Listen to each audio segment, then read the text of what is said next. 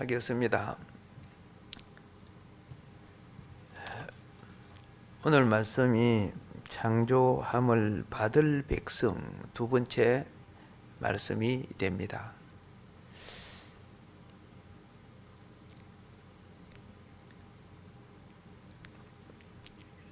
옛날 진나라에 출가한 여자가 있었는데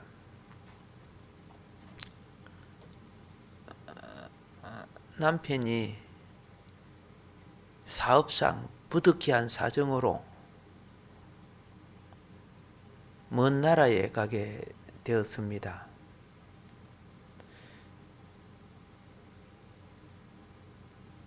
그러면서 아내에게 내 늙은 어머니 잘 복양해 주시오.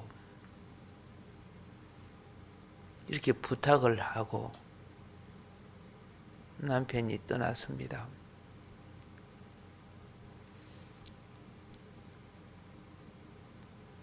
오늘날처럼 전화가 되고 편지가 되는 시대가 아니거든요.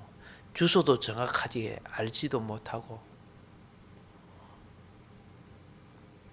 근데 1년이 돼도 남편이 돌아오지 않고 2년이 돼도 돌아오지 않고 3년이 돼도 돌아오지 않는데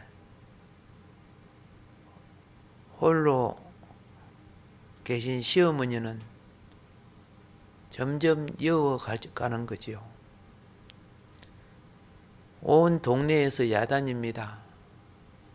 젊은 색시가 시집와서 이게 무슨 꼴이냐.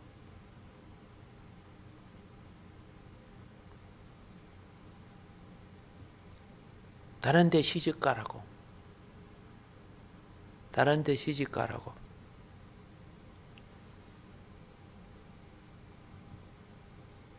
그 시댁의 친척들도 그렇게 하고 설득을 합니다. 물론 시어머니도 더 이상 기다리지 말고 다른 데 시집 가라고. 죽었는지 살았는지 연락도 없는데 어찌 이럴 수 있느냐. 옛날에는 시집을 올 때요 20대가 안 돼서 와요. 16이면 시집을 와요.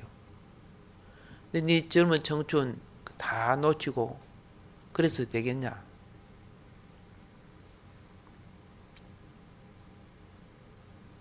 안타깝지요. 오늘날 같으면 통하지도 않은 시대인데. 그래서 하루는 그 친척들이 와가지고 너가 정말 안 됐다. 먼 데서 시집 왔어. 이렇게 밭일 하지. 옛날에는 그 좀 또 길삼일 하지. 뭐 집안 청소하지. 옷 바느질 하지. 막 얼마나 일이 많습니까? 뭐 한 사람 살든 두 사람 살든. 그래서 친척들이 와가지고 이야기를 합니다. 그러니까 이 며느리가 뭐라고 말하느냐. 이렇게 말합니다. 비록 우리 집이 가난하지만은 남편 대신 늙은 어머니를 복양하는 것이 어요. 남편과의 약속을 지키는 것이 신입니다. 사람이 신의를 저버린다면 어찌 사람이라 할 수 있겠습니까? 비록 남편이 안 돌아오실지라도 내게 부탁한 어머니는 살아계시는 동안 제가 모셔야 됩니다.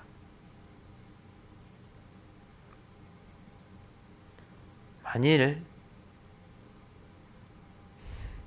나를 억지로 내보내신다면 나는 신의를 저버리는 자로서 이 땅에 살 자격이 없으니 죽겠습니다. 그거 어떻게 내보내? 참, 이것이 소문이 나가지고 왕의 기회까지 들어가서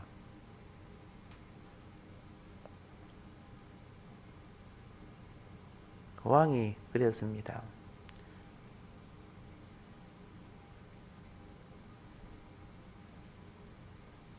큰 호부상을 내리면서 나라에서 너의 평생을 생활할 수 있게 해주겠다. 쉽지 않는 일이죠. 어떤 면에 있어서 오늘날 이해가 안 되는 시대 아닙니까? 신의로 사는 백성이 많아야 그렇죠? 우리는 나의 욕망과 이익을 위해 산단 말이에요. 성경의 믿음이라는 것은요, 바람이 불고 파도가 친다고 해서 믿음이 없어지고 욥처럼 쫄딱 망해도 믿음이 없어지는 거 아니죠. 믿음의 본질은 하늘에 속한 것이지 이 땅의 세상 가치에 속한 것이 아니기 때문에 그렇다고 말입니다.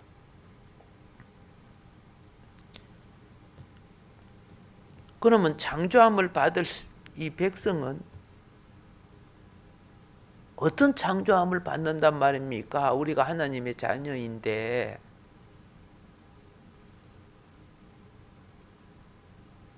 세상을 이기는 사람으로서의 창조함을 말하는 겁니다.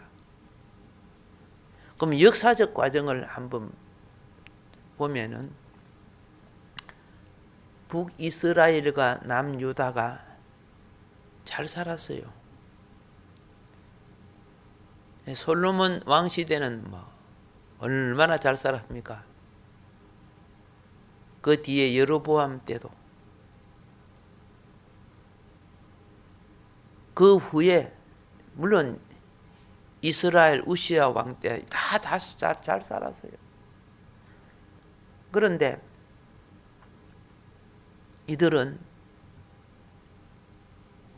우상을 이기지 못했어요. 돈이 있고 명예 있고 권세 있으면요 세상 즐기고 싶은 거예요. 그게 우상이었거든요. 우상을 이기지 못했어요. 선지자가 그렇게 왕에게, 선지자가 그렇게 백성들에게, 왜? 세상의 욕망은 우상과 함께 가요. 명예, 권세, 그 속에 물질, 그 속에 그게 뭐입니까? 현대판 선악과 아닙니까? 전에도 그랬죠. 돈은 나쁜 게 아니죠.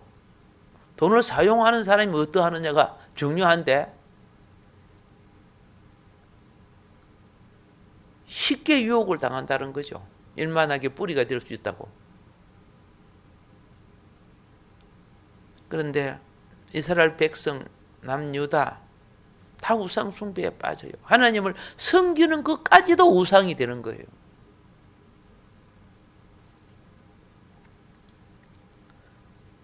그래서 결국은 다 망해요. 쫄딱 망해요. 나라도 없어져 버리고 자신의 기업도 가정도 다 없어졌어요.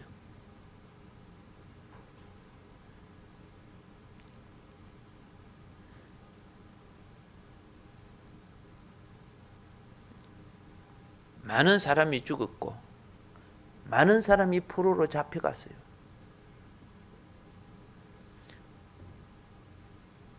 남은 자들, 이 거루특이라고 하죠. 거루특이 백성들. 이 남은 자들이 이방 땅 우상의 나라에서 매일매일 우상 숭배해야 돼. 다니엘서 보면요. 고기를 먹으려고 하면은 우상에게 제물을 드린 것으로 먹어야 돼요. 그러면 고기 먹을 자격이 안 되잖아요. 다니엘 친구들은 고기 안 먹잖아요. 우리는 야채만 먹겠다. 그 대신 뭐해? 우리는 그 우상 제물 드리는 곳에 가서 예배 안 드리겠다 그런 뜻 아닙니까?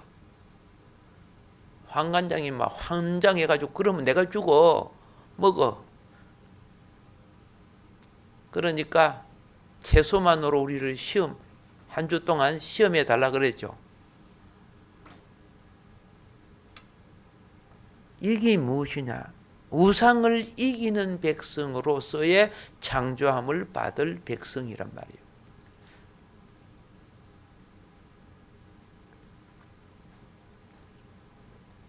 이제 이해가 됐습니까? 무슨 창조함을 받아요? 세상 가치를 이기는 백성, 세상의 영을 이기는 백성. 오늘 선악과 세상 아닙니까? 선악과 세상. 예.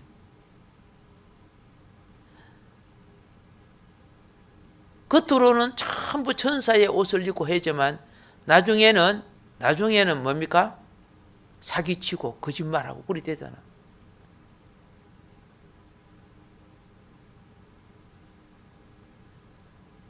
사업을 해도요, 온갖 좋은 말 해놓고 나중에 사기치 거짓말이야. 정치인들도 국민들에게 그죠? 뭐 공명하고 정대하며 이런 소리 해놓고 보면 나중에 또 사기치죠. 이 다 겉으로 선이지만 뒤에는 악이야. 이 선악과 세상이야.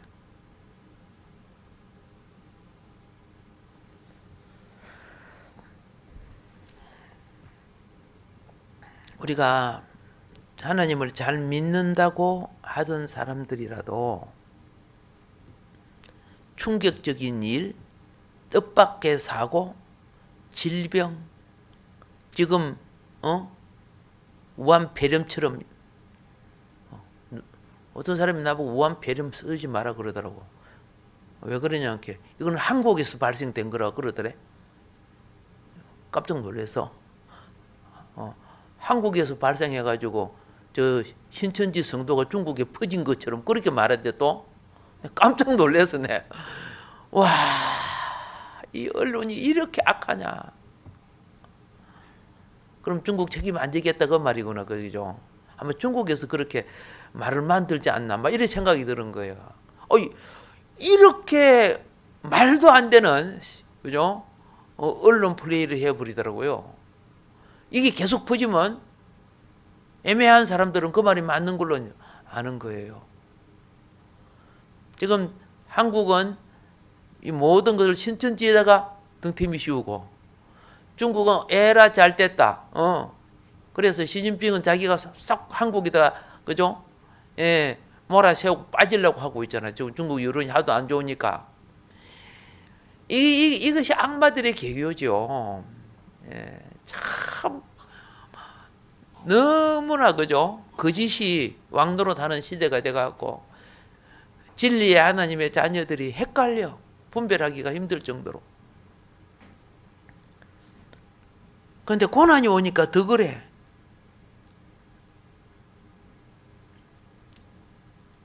다시 말합니다. 우리가 잘 믿는다고 하면서도 충격적인 일과 뜻밖의 사고, 질병이 오고 죽음을 당하고 이럴 때요. 믿음이 있다고 하는 사람들도 믿음 없는 사람들과 똑같이 생각해버려요. 그게 불신의 영에 걸린 거죠. 그러면서 하는 말이 하나님이 살아계신다면 어찌 그럴 수 있냐 이렇게 또 말을 한다. 그럼 하나님이 살아계신데 네 믿음은 어찌 그따위냐? 자기는 못 보고 말이지. 참된 믿음, 진리를 아는 믿음이 없을 때 우리는 세상 사람이 가지고 있는 세속적 신앙관, 가치관과 똑같을 수 있다는 거예요. 지금 시편 102편은 이방 나라에 포로된 가운데 그 어려운 상황에서 그들은 무슨 기도를 했느냐?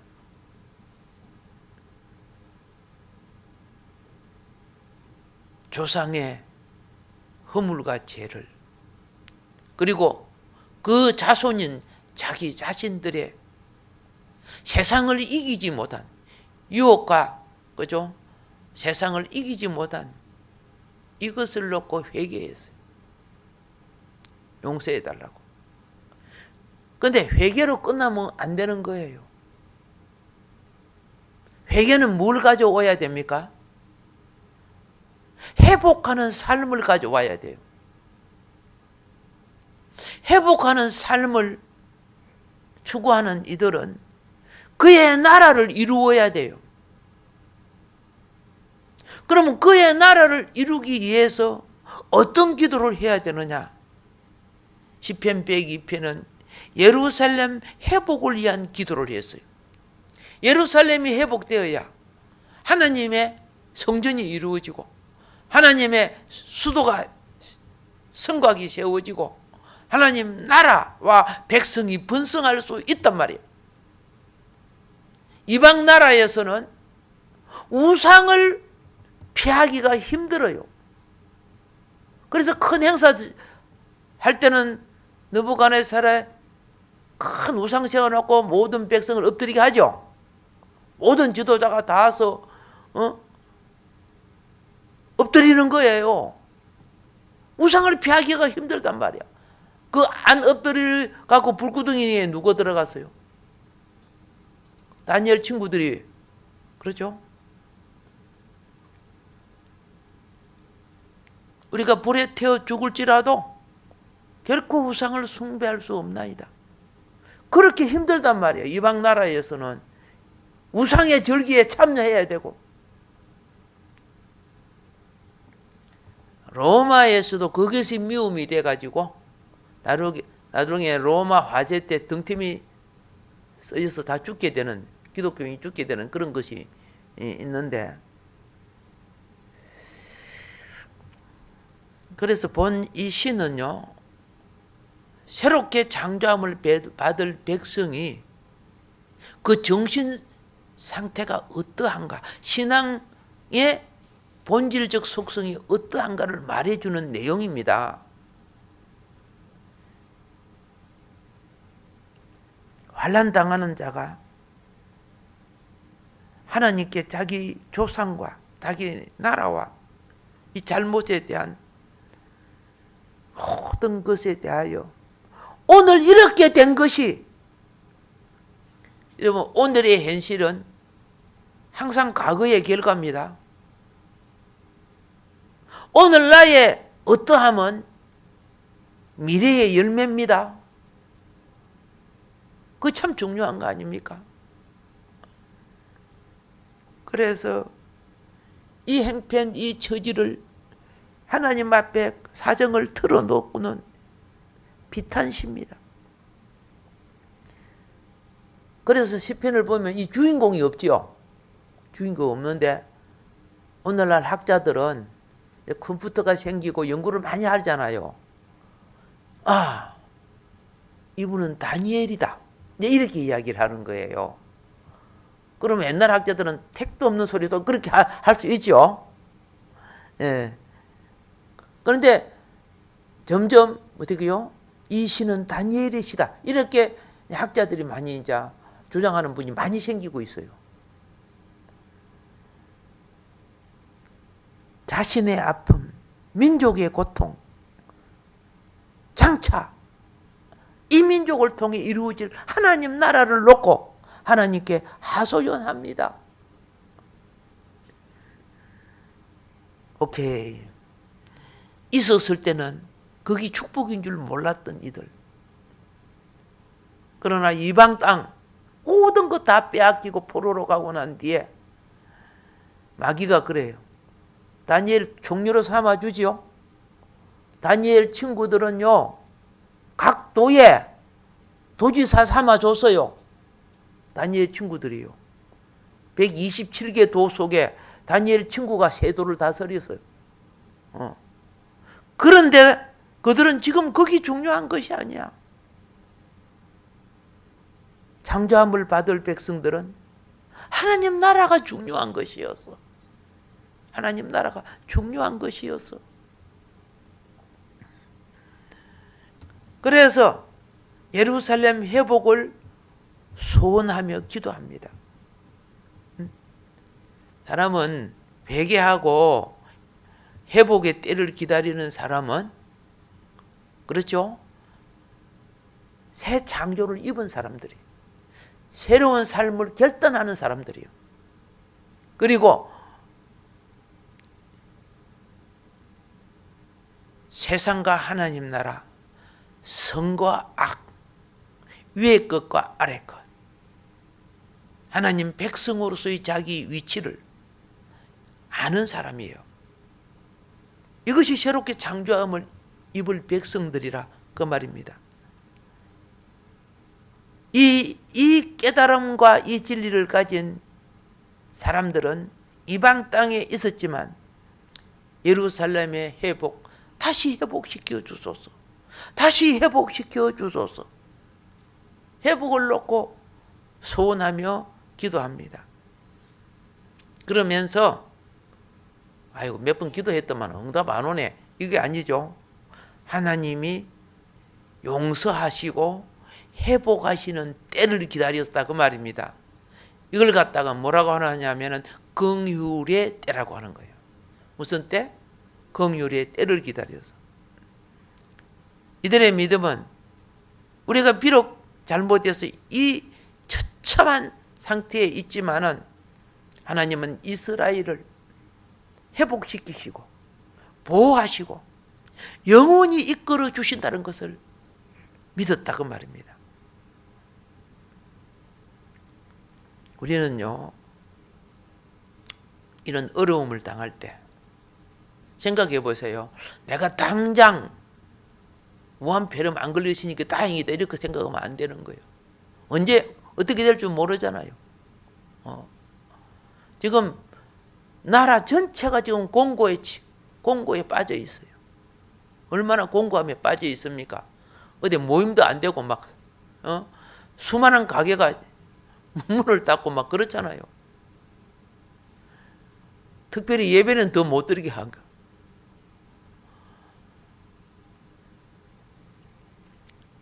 우리는 지금 공고함에 빠져 있어.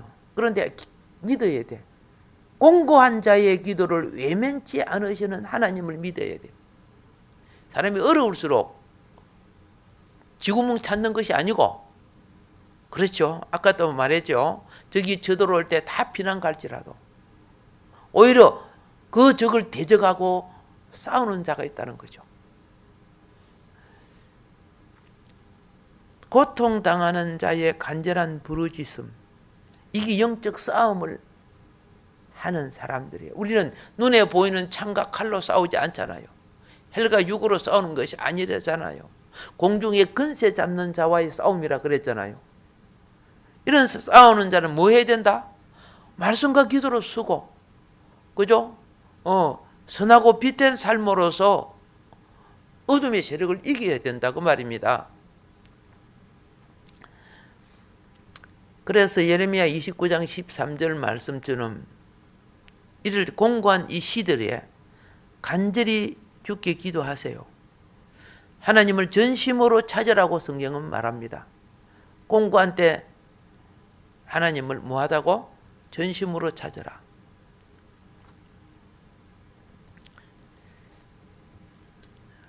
난란을 당하는 현실을 볼 때 얼마나 힘들었는지. 오늘 요 시편의 기록자는 자신의 처지를 많은 비유를 통해서 표현을 합니다.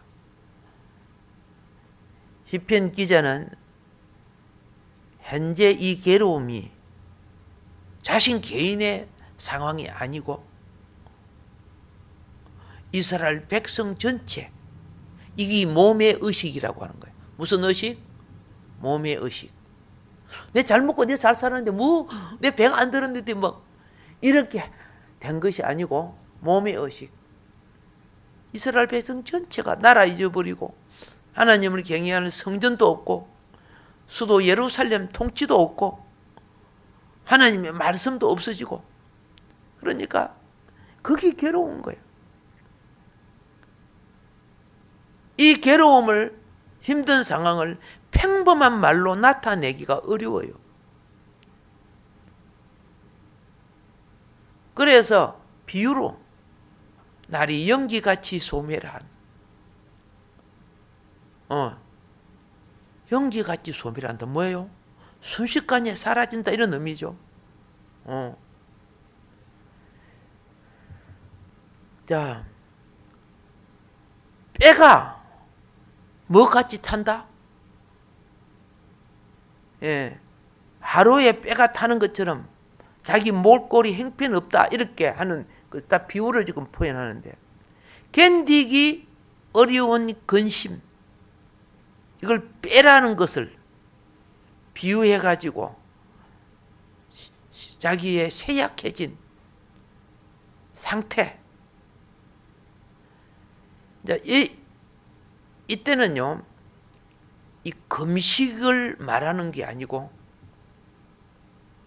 금식은 내가 결단하고 하는 거지만은, 이거는 아예 식사할 의식 자체가 없어.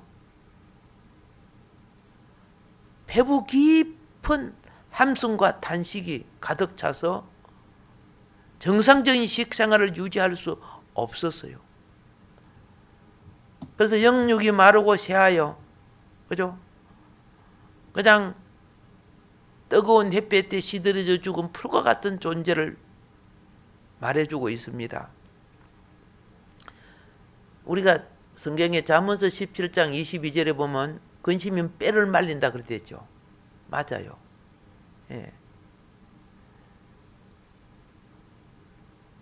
이 고난 속에 환난의 원인을,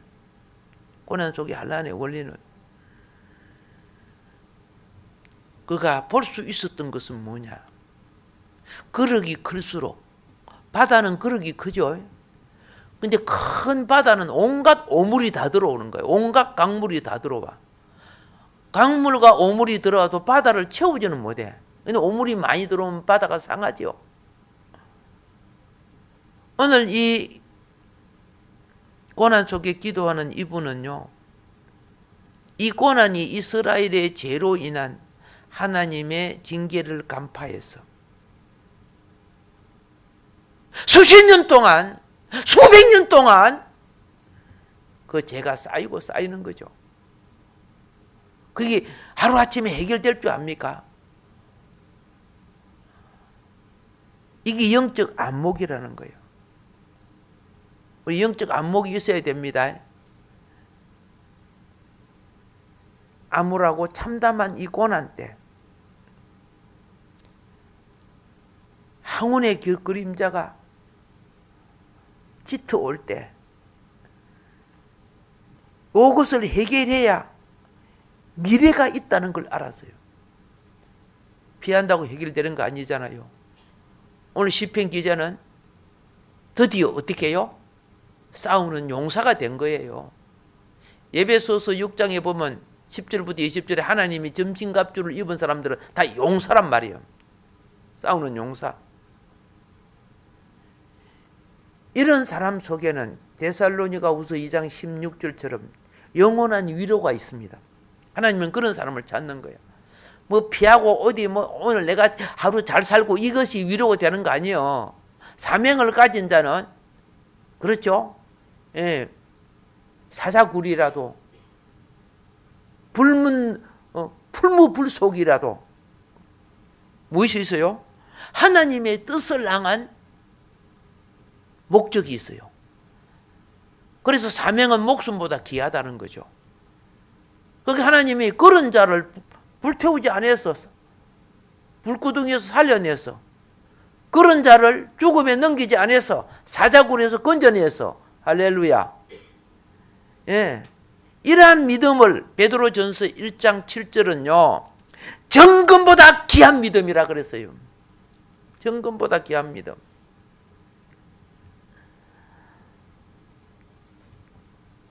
그동안 그는 부르짖고 기도했는데 성령이 그 심령 속에 위로를 주십니다. 위로를 주니까 확신이 생겨. 이 확신이 뭐냐? 하나님의 구원에 대한 확신. 이 기쁨을 노래하게 돼. 지금 현실은 이스라엘이 멸망당해가지고 자기의 백성 남은 자들이 끌려와서 이방 땅 우상 나라에서 지금 종노릇 하고 있는데, 이스라엘 백성이 애굽에서는 육체적으로 종노릇 했어요. 애굽에서는. 바벨론에서는 정신적으로 종노릇 했어요. 다른 말로 할게요. 정신적인 종노릇은 우상 숭배를 이겨야 돼요.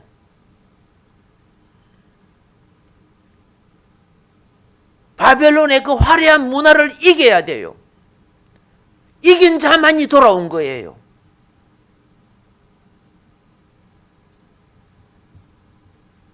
육체적인 종노릇은 모세와 같은 사람이 환경을 깨뜨리고 이끌어내야 돼요.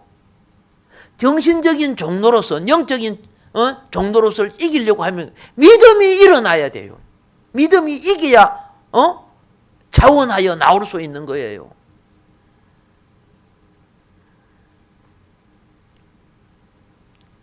그런데 오늘 이 시편을 쓰신 분은 무엇을 보았느냐? 기쁨을 노래할 수 있었던 것은 그리스도를 고대했다. 메시아를 고대했어요. 계시록 22장 20절에 보면 메시아의 오심이 나와 있죠. 메시아와 함께 하심을. 예루살렘 회복이 어떻게 돼요? 메시아가 와야 되는 거예요. 그러면 그 메시아를 예표하는 자가 누구예요? 시대에 따라, 자, 출애굽할 때는 모세가 메시아 역할을 했죠. 바벨론 포로에서 돌아올 때는 스룹바벨이 메시아 역할을 해줘요. 돌아오게끔 하는. 그 뒤에 에스라, 느헤미야 다 메시아, 그리스도를 대행하는 역할을 하는 거예요. 마무리합니다. 이스라엘의 신앙은 추상적인 관념이 아닙니다. 그냥 책만 보고 머리로 연구하고 그런 것이 아닙니다. 그런 거는 오늘날 수많은 학자들이 다 할 수 있는 부분이 있지만은, 이 신앙은 역사상 구체적인 체험에 근거한 겁니다. 이스라엘 하나님은 그냥 성경에 나와 있고 예수님이 저 그림에 그려져 있는 것처럼 인식의 대상이 아닙니다. 신앙은 삶의 체험에 근거한 믿음이 되어야 합니다. 삶의 체험이에요. 그래서 이 시인은 하나님께서 다시 예루살렘을 회복해서 세계 열방 속에 내 민족이 하나님께로 만국을 이끌어야 될 책임을 알았던 사람이죠. 이런 사람이 많아져야 시대를 이끄는 민족이 되는 거예요. 시대를 이끄는 민족.